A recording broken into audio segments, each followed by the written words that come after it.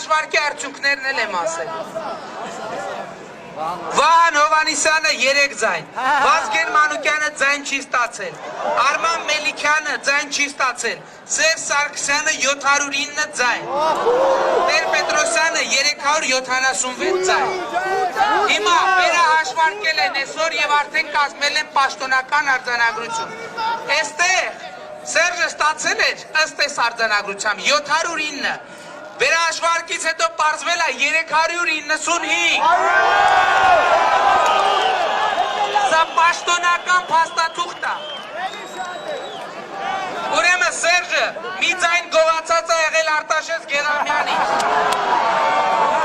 22 ձայն գողացել է Տիգրան Կարապետյանից, մի ձայն գողացել է Արամ Հարությունյանից, 57 ձայն գողացել է Վազգեն Մանուկյանից, Լևոն Տեր-Պետրոսյանից, Արթուր Բաղդասարյանից, բոլորից գողացել է այդ մարդը։ Ուրեմն, այս մարդը,